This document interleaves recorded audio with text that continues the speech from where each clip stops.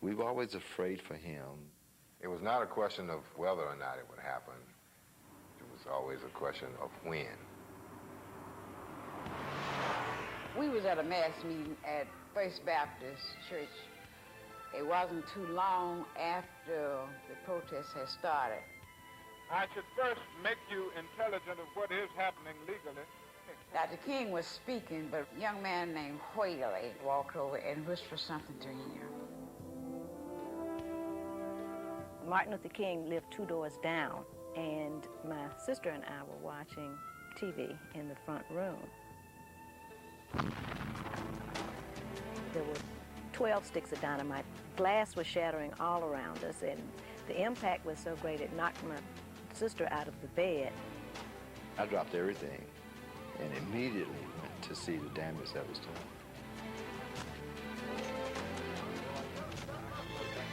After the bombing, many of blacks came and surrounded his house with weapons and clubs. When we ran out to the front, we saw the people gathering, and it was a massive crowd. And all of the people in the neighborhood, they have their pistols and their bats with them. And they're saying, let's go and get them, let's go and get them. They were ready to fight. Dr. Martin Luther King drove up in his taxi and stood at the front doorstep. Dr. King told his fellow blacks, please, do not fight. Please. He said, my wife and child is all right. We want justice! Dr. King could held up his hand and said, peace. And he said these words. Violence must not come from any of us. There were hundreds and hundreds of black people on the other side of the street. We will have walked in vain. But none of them made a move. None of them said a word. He was stone silent. Our aim must never be to defeat or humiliate the white man, but to win his friendship and understanding. We must come to see that the end we seek is a society that can live with its conscience, a society at peace with itself.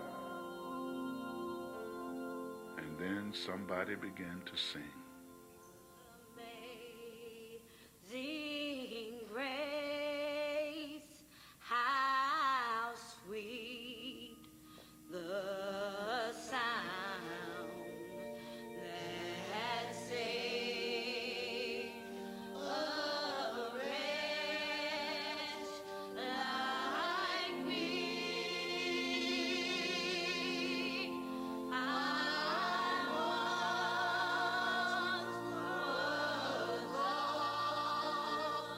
That night was a big turning point for the black community, because the whites had done all they could to try to hurt us.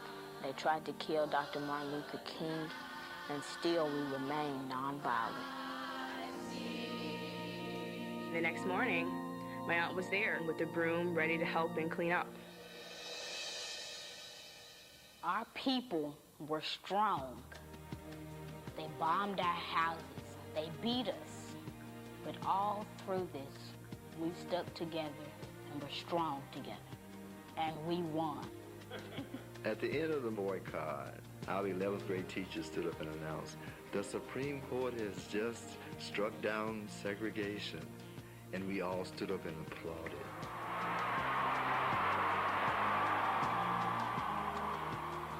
So after 381 days of walking in the rain and the wind and through the storms, the boycott was over, and the 50,000 black people of Montgomery had won the victory.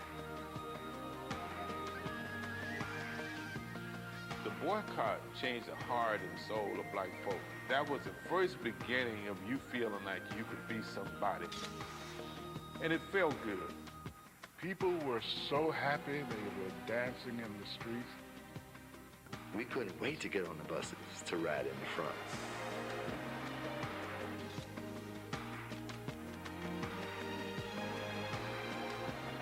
day my auntie got on the bus and sat on the front seat, she looked up and couldn't believe it was the same bus driver. His name was James Blake from a town called Equality, Alabama. Oh, there was some mighty times. Mighty, mighty times.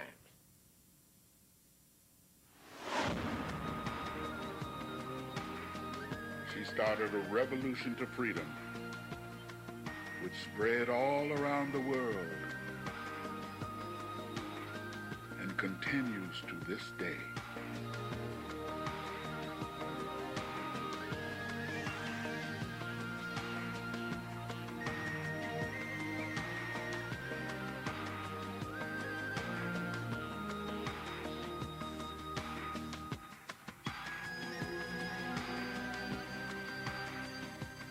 My auntie Rosa told me I'm as good as anybody else, and nobody can take that away from me.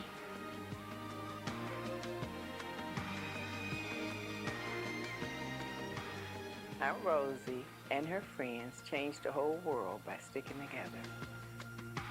Thank you, Mrs. Parks.